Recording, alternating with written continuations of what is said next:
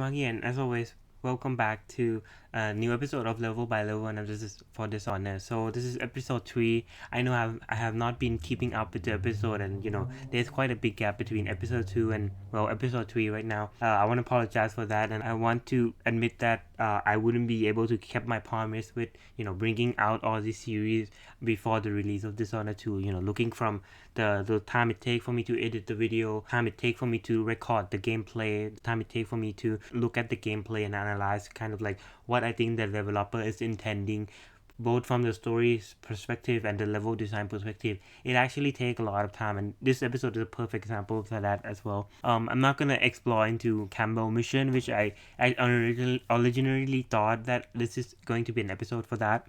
Campbell mission is so huge, man.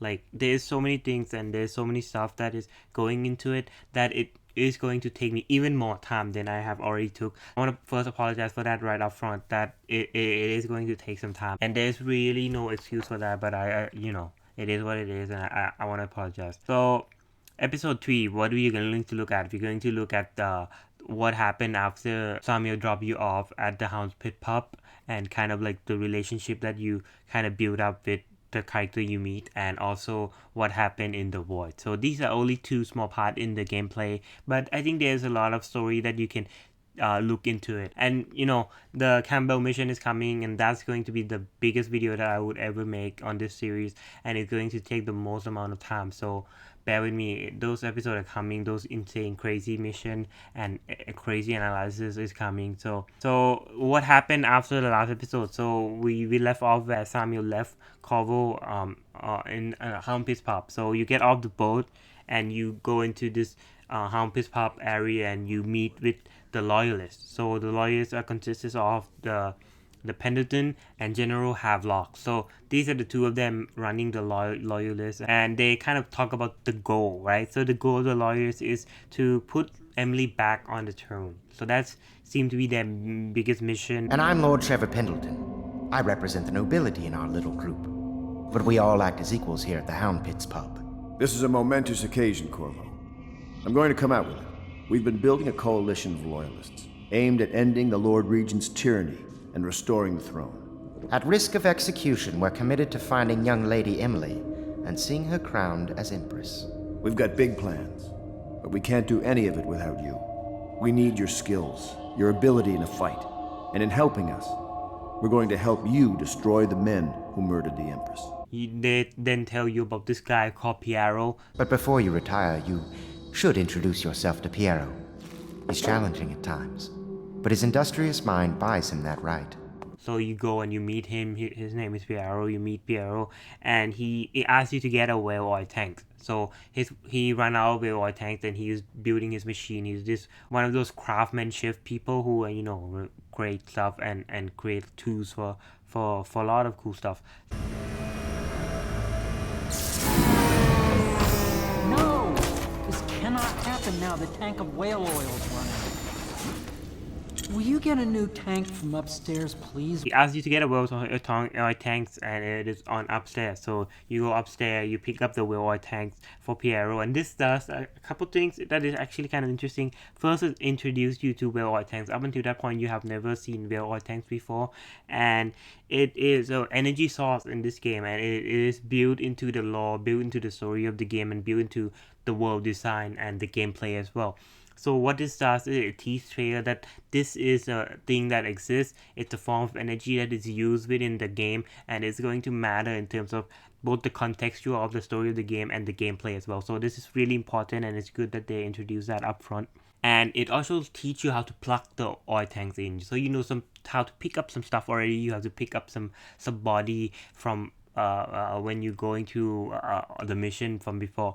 But now it forces you to know how to put stuff into another stuff. In this case, you plug the whale oil tanks into the machine that Piero is using, and that allows you to progress forward. But it kind of teaches you that, okay, so you have to plug it in, and this is how the energy system kind of works in the game. If you don't plug it in, then it wouldn't use energy, and if you unplug it, well, there's no energy to be used, and that's going to be important in the gameplay going forward, that, oh wow, you can unplug this stuff, and there would be no energy to run it, and when there's no energy to run it, well, the machine stopped working, and that could help or hurt your enemy and stuff like that. It is really cool way that it is they introduce that in terms of like it looked like a tutorial, but it's also introduced you to the character as well. And it kind of tell you a little bit about how the energy come from, and where are, and there's some letter and note that you can read upstairs as well. Like I said, I'm not gonna go too much into the law aspect of the game because that would take hour and hour. Thank you, Corvo. Here, see?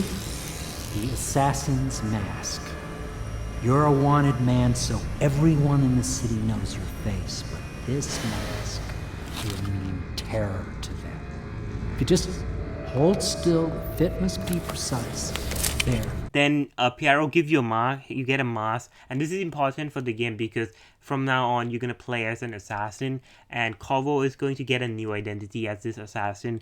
And it gives you a second kind of like the personality for Corvo. It's giving him a new personified him with a new persona, right? So he have now two kind of like personality and two character that is drastically different. So Corvo is this great man who is dishonor, right? Is blamed for the crime that he didn't commit. But then there's this side of him who is the assassin, who is doing something behind that mask, and hiding who he is. He's a vigilante, to say. And for him, that create two different characters. But like I said, in this game, you don't get to hear too much about Corvo. In fact, he doesn't talk throughout the green game. So that's something that they actually going to change in Dishonored 2. From our player's perspective, now we kind of have two personality now that is that mask is being introduced. So when you're wearing the mask, you're now an assassin, and you can do something that is technically outlaw, and it would still fit within the character, while Corvo or Tano is still this honorable man, right? So there is those two personality, those contrasting personality that I really like, those duality of personality that is created with the usage of this mask. This is something that didn't get explored too well in the game, and I feel like in Dishonored 2, this is going to be a much more focus. And according to Dishonored 2 comic that I have been reading, this is being explored way better in the comic already than the entire first game combined. So this whole personality that is created through Corvo mask is going to be an interesting play that is going to be, hopefully is going to be interesting in Dishonored 2. You know when you're wearing the mask and when you're not, but the other character don't usually acknowledge it, or when they acknowledge it, you're like, oh, okay, but you didn't always think about it, right? Like the mask doesn't seem to be a character too much, but I think they can truly create a two different character there, and in the comic book they already start doing that, and it's like, it's actually really interesting what they can do with that ideas. Then you talk a little bit more to Piero, and he said, oh, he is going to upgrade your stuff. It let you buy item and stuff like that. So this is the first time that you access a shop. In most games, usually it would be shopkeeper that you meet, but in this case, you're doing everything through Piero, and the game justified quite well. If he were to help with the lawyers, why don't he just give you item, right? He said, oh, he needs the money, in order to salvage all this item.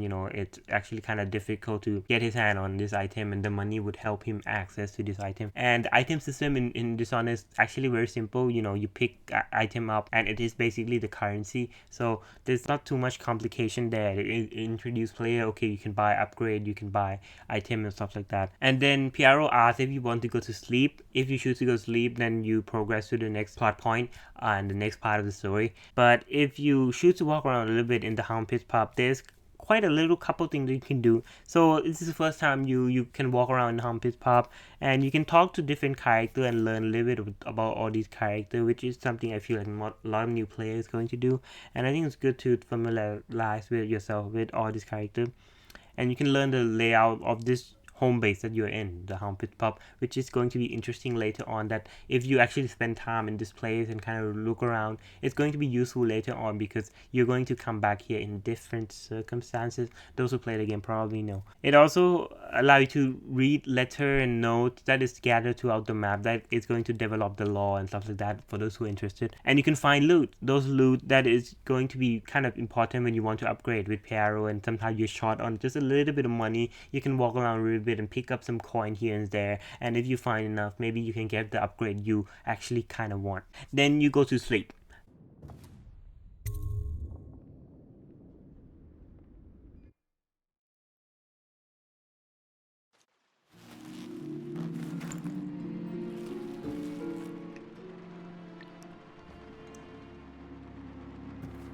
and now you wake up into something quite strange. Something is not quite right, and then you walk up just a little bit more and you start seeing like the water going upside down, seeing the whale off on the distance, right? And you're going, wait, what is going on, right? So you meet with the outsider for the first time. So he introduced you to the void, the area that you're in, and this is kind of like the supernatural space, and it is a space that the outsider kind of resided in. And he bestowed you with a mark of the outsider that granted you special power.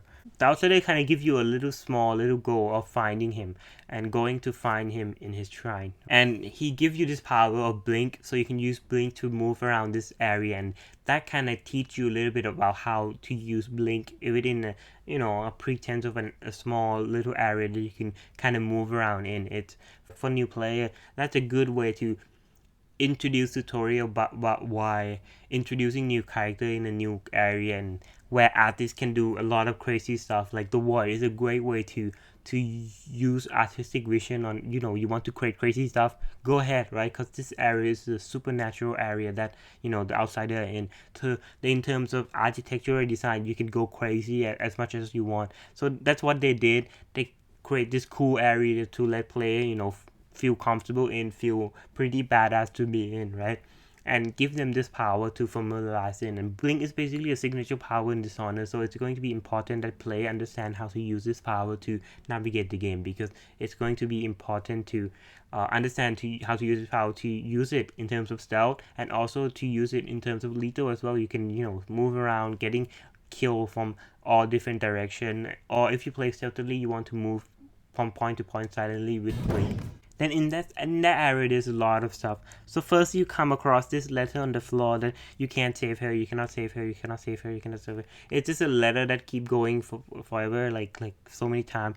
And the corpses of Empress on the floor. So this kind of does a couple things. It reinforces what already happened early on in the game, and reinforce the laws of the Empress. And it also kind of show Corvo his internal feeling, right? Because like I said before, Corvo was a silent protagonist in the first game, so we don't know kind of how he feel, but the game is now using Void to reflect how he feel about the Empress and how she died. So this is a really good way to reflect silent protagonist feelings and thoughts and stuff like that. You can reflect it to, in this case, a supernatural area in which a person emotion is reflected to, and it definitely is interesting.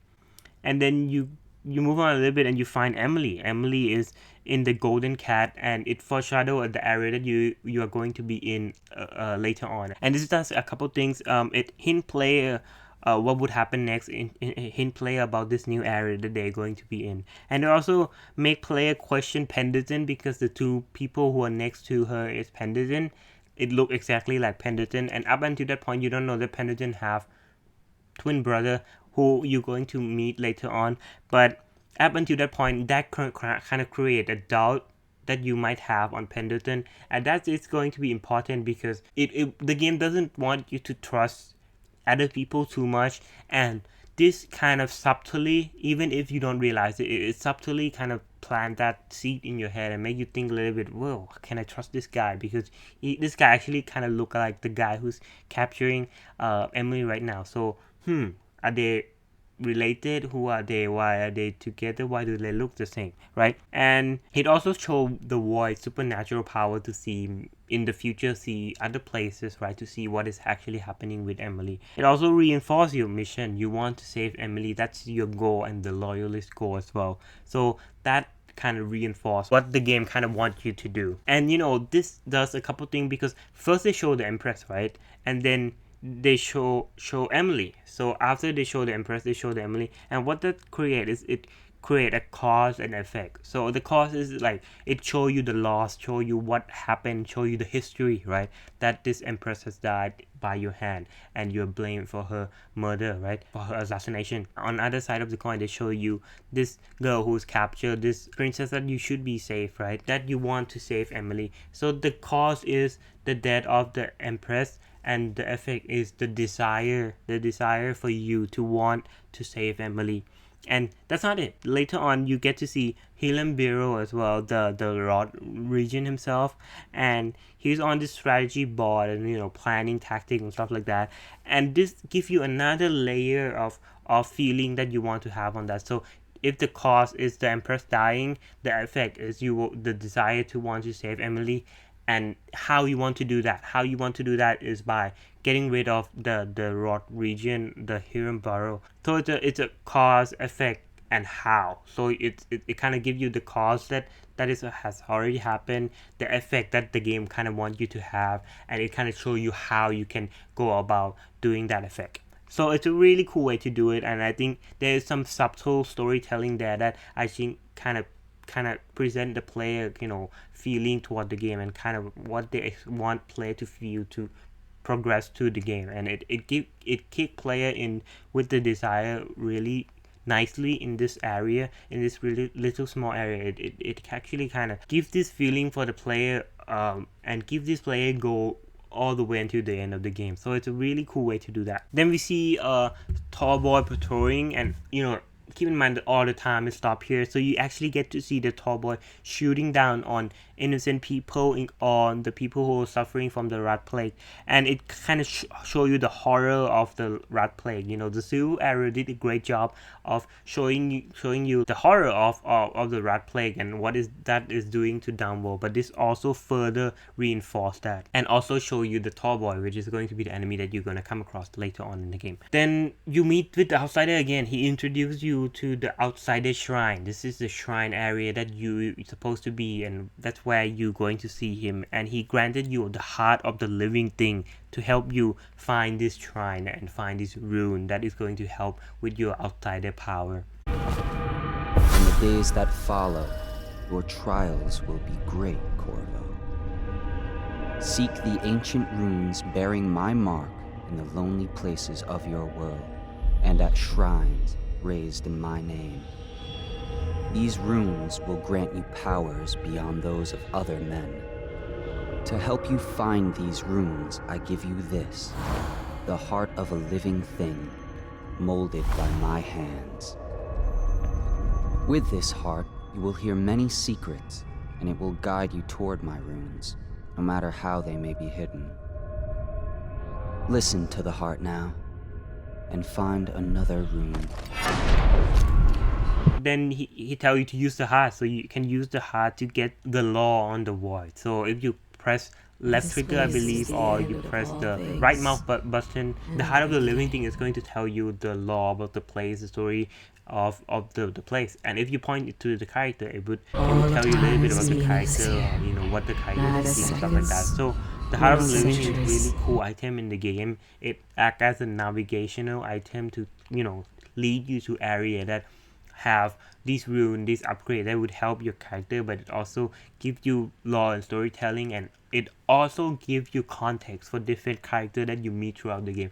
So this thing actually does a lot, and one of the biggest mistakes for a lot of new players is that they don't know how to use this, and this is something that I feel they should actually improve in the second game. I hope they would improve it, because I feel like me myself, when I first played this, I didn't use the heart a lot. I used the heart to find the rune, to find the bone charm, but I actually never use it on different characters to find out what they actually thinking and give me lore about different places. I actually kind of forget that I can do that. So it is something that I feel like they overlook in terms of this void area, that it is a good chance for them to tutorial player on how to use this heart and kind of introduce them to kind of like the potential of the story of the game. But they didn't do that too well. So I'm just letting you know, if you have never used the heart in that way before, I think it's really cool that you can do that. And then when you actually finally get to the shrine by blinking from one pillar to another, and this actually kind of like, it's a tutorial for how much you can use blink and how you can use it effectively.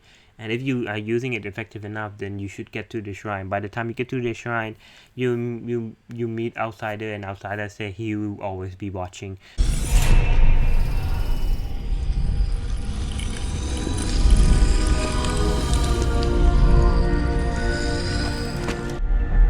How you use what I have given you falls upon you, as it has to the others before you.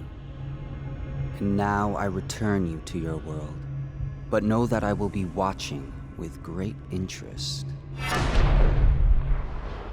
And you get back to the Hound Pits Pub, and you go and you meet with Havelock once again, and he assigned you your first assassination mission. He mentioned something. He said good men have to do bad things sometimes to stop bad person, I guess. And that's kind of Havelock ideology, and I think it's very similar to Machiavelli on the idea of like, oh, we will have to do bad thing for the greater good and stuff like that.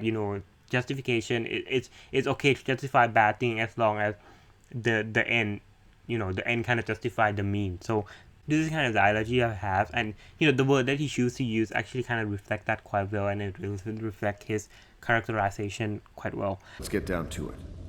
First off, I know that assassination is dark business, but sometimes good men have to do bad things to make the world right. Our purpose is clear. We want to restore Her Majesty's line by finding and putting Emily Caldwin on the throne. To those ends, we'll hide, act in shadow, take them apart, piece by piece. Tonight, High Overseer Campbell dies by your hand. It won't be easy. He's protected by his overseers, an army of religious zealots. But if anyone can do it, you can. Your exploits are legendary. Campbell carries a private journal. Once you've eliminated him, get the journal, because we think it contains Emily's location. Recovering her is obviously critical, assuming she's alive. That's the gist of it. Remember our cause and strike true. We're counting on you. And he then again reinforced that he will do whatever it takes to get Emily back on the throne. So that's show you enough about Havelock characterization. And more on the mission. He said that the mission has many foes. So the first mission is to kill Campbell. That's your assassination mission. You want to take out Campbell.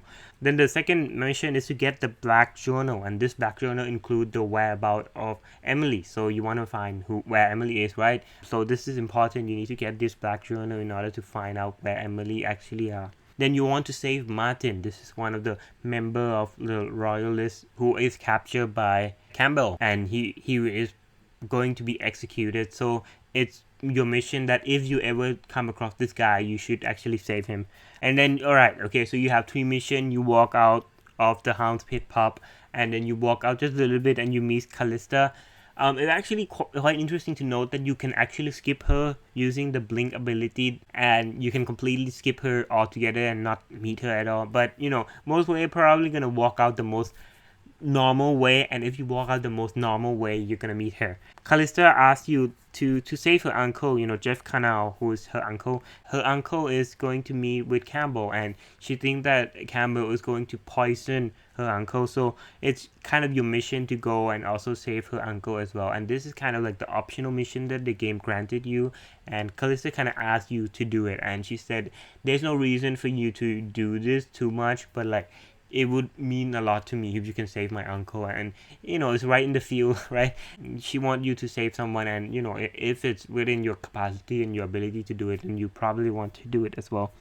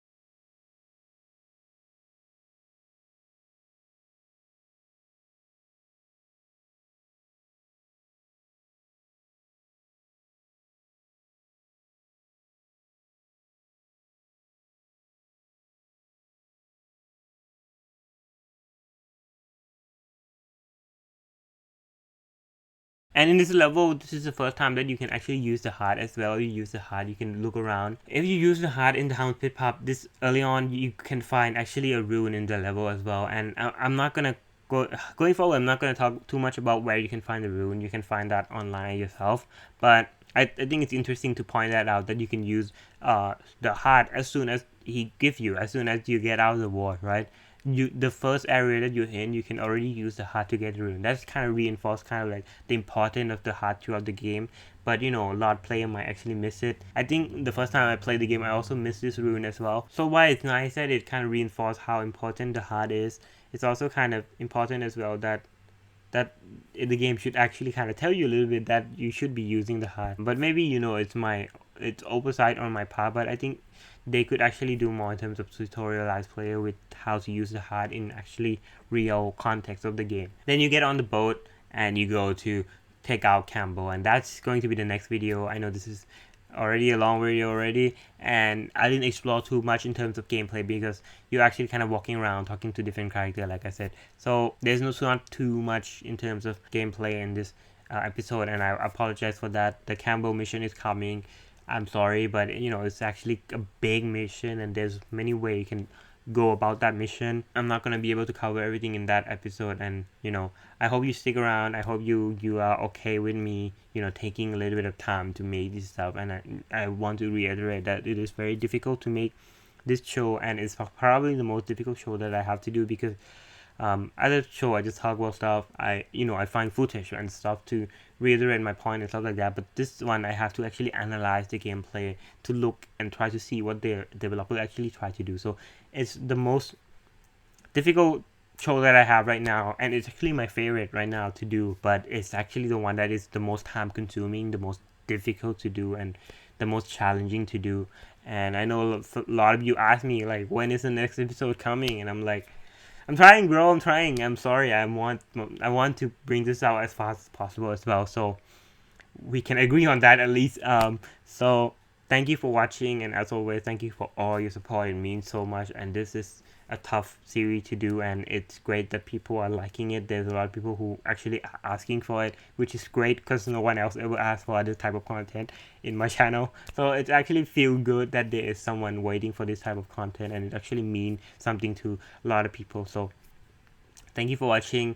Thank you for all the support, and see you guys next time. If you like the video, leave a like. If you want to see more of this type of content, subscribe, and see you guys next time. Bye bye.